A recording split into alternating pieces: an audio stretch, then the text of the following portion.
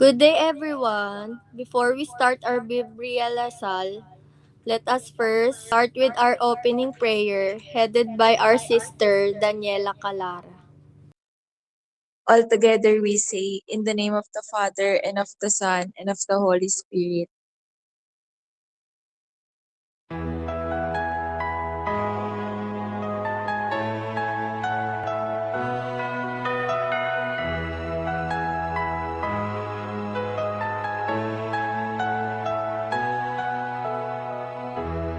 Our Father, who art in heaven, hallowed be thy name.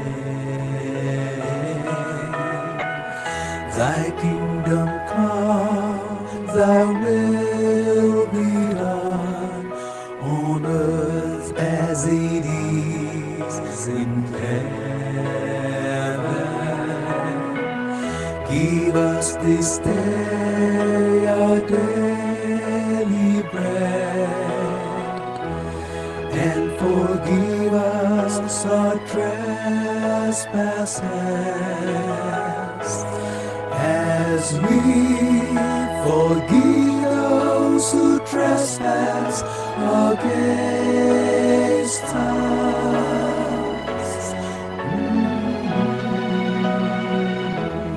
And lead us not into temptation, but deliver us from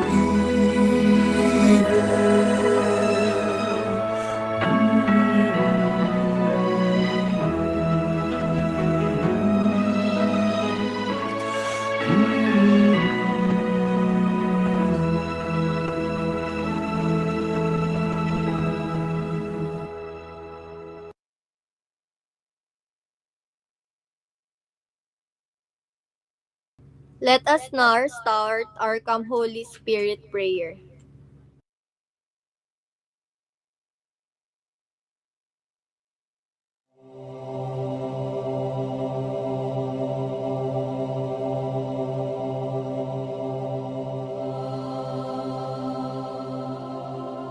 Come, Holy Spirit, fill the hearts of your faithful and kindle in them the fire of your love. Send forth your Spirit, and they shall be created, and you shall renew the face of the earth. O God, who by the light of the Holy Spirit did instruct the hearts of the faithful, grant that by the same Holy Spirit we may be truly wise and ever enjoy his consolations.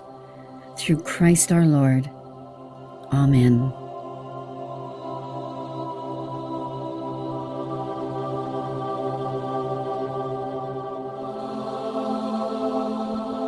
So, let us now proceed with our Bible reading. Our reading for today is according to Matthew 5, verse 13 to 16.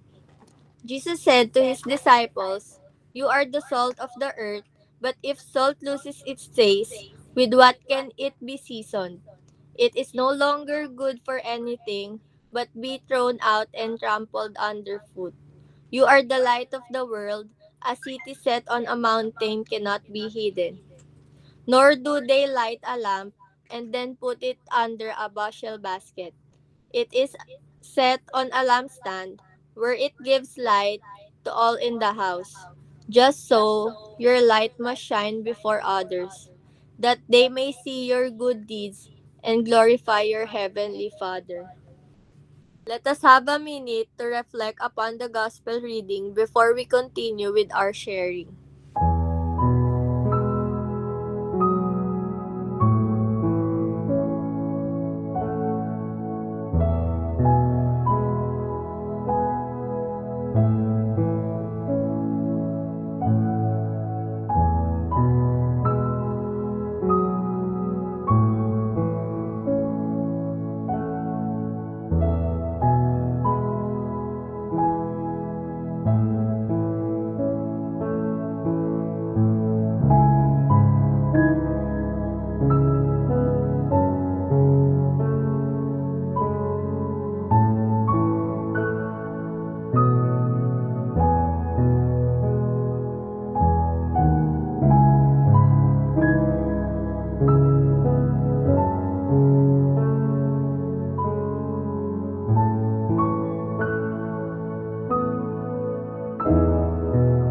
Let us now proceed with our reflection sharing, started by our brothers, Janelle and Kate. Hello po, good afternoon. So, upon reflecting on this gospel reading, I think yung message na pinapahiwatig nito is that we, the children of God, are called to be of purpose for the common good of the earth and the world. Dun sa you are the salt of the earth, I think tinatawag niya tayong mga anak niya to be a salt na magpapaganda sa society natin. In layman's term, 'di ba, yung salt is nagbibigay ng taste sa mga food and it helps eliminate the blandness.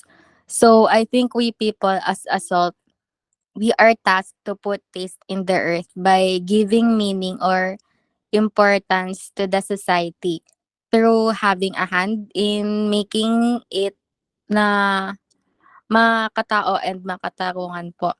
For example, in relation sa advocacy ng BEC group natin, which is we commit to feed the less fortunate and hungry. I think we can be a salt kahit through simple works lang. Like programs helping the poor sa communities natin, ganon. Or pwede ring donation drive, sharing ng resources na meron tayo. Tapos pwede rin naman by utilizing our voices para ma-address yung root causes ng poverty, inequality, tsaka hunger. Yun lang. Thank you po. Okay, so yung reflection ko po is about sa Matthew 5:13-16 that they are the salt of the earth and the light of the world. Therefore, individuals should improve virtue and light, clearly showing God's love using that they emphasize the significance of living our faith in order to offer hope and transformation to the world. So, my reflection about this Matthew verse about Matthew is the word salt serves multi-purpose in my life. So for me, it gives flavor and enhance the taste of my food. And ang meaning ng salt for me is that it highlights the part in upholding the world's moral and spiritual purity. So I believe that the salt symbolizes the importance of positively influencing society. So the word light, in my darkest days, I always look for light that encourage me to continue. So this quote, the light of the world, symbolizes that sharing others with love and kindness will make an impact on other people. Good afternoon po. Ang reflection ko naman sa Bible verse kanina, basic lang, na tinuturo sa atin ni Jesus na tayo ang maging asin ng lupa at ilaw ng mundo. Una, asin ng lupa dahil basically ang asin ay nagbibigay ng lasa sa pagkain. So kung mawawalan ng lasa ang pagkain, wala nang silbi. Na sinasabi din na dapat ganun din tayo sa community na magbibigay tayo ng inspirasyon at pag-asa sa iba. At sa pagiging ilaw naman ng mundo, basically ang ilaw naman ay sumisimbolo ng kaalaman at katotohanan na hindi natin ito dapat itago, na dapat tayong maging liwanag para sa iba na nagpapakita ng mabuting gawa. So overall, sinasabi din sa Bible verse na dapat tayong maging inspirasyon sa community at magpakita ng kabutihan at katotohanan sa ating mga ginagawa. Na sa ganitong paraan, makikita ng iba yung mabuting gawa at magbibigay din tayo ng dangal sa Diyos. Ayun lang naman. Thank you po. Hello, October Fountain. Yung reflection ko naman is about you are the light of the world. A city, a, ci- a city set of a mount cannot be hidden. You are the light of the world. Um, ang pagiging ilaw ng mundo ay hindi madali. Maraming mga hamon ang ating kakaharapin, maraming mga pagsubok ang ating pagdadaan. Ngunit, dapat nating tandaan, ang ating pananampalataya ay isang regalo, isang biyaya na dapat natin ibabahagi sa mundo. Dapat tayo ay magsikap na at manalangin upang mailawan ang daan para sa iba. At magbibigay ng pag-asa sa nangangailangan. Sa madaling salita, tayo ang ilaw ng mundo. Ang isang lungsod ng kapata ng mundo ay hindi maitatago. Ay nagtuturo sa atin na ang ating pananampalataya ay dapat nananalig sa mundo, lalo na sa mga mahihirap at nagugutom. Dapat tayo ay nagiging ilaw ng pag-asa, tagapag-angat ng kamalayan, at tagapag-ubyo ng pagbabago. Ayun lang po. Salamat.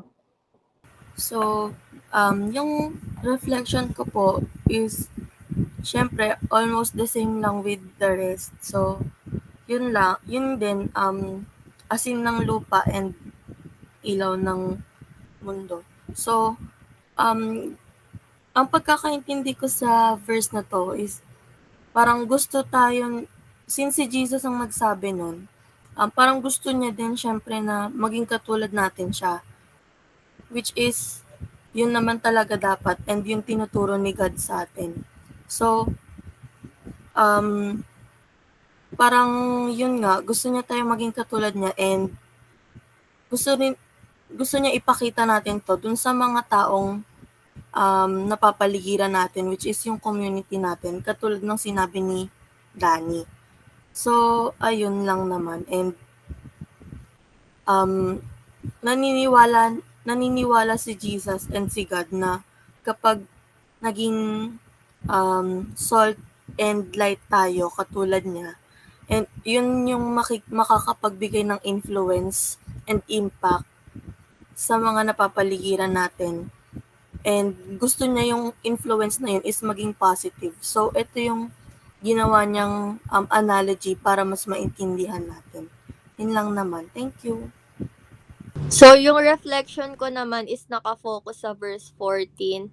Sa, "You are the light of the world, a city that is set on a hill cannot be hidden." So, this verse emphasizes my potential to shine brightly in a world that can sometimes feel dark. As a student, we have the opportunity to be a beacon of hope and truth. My words and actions and choices can inspire others and draw them towards the light of Christ.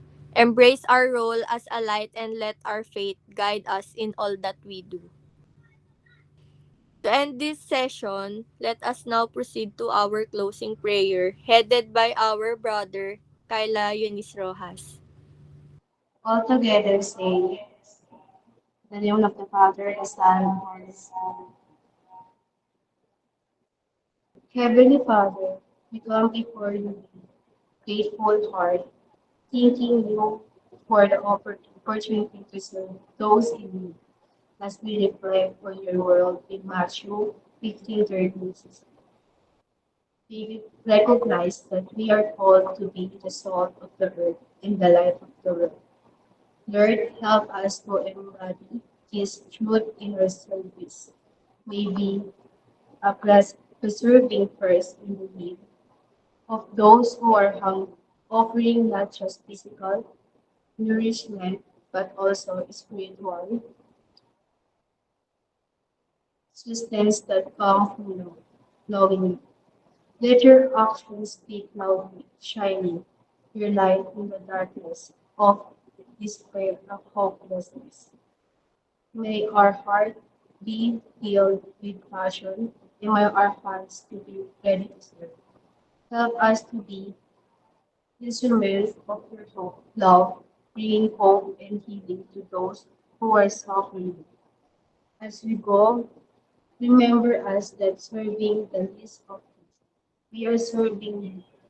Fill us with your Spirit, guiding us to be effective witness of your grace and mercy. We pray that our effort will bring glory to your name and draw others to the saving knowledge of Jesus Christ. In the Jesus' name we are praying. Amen.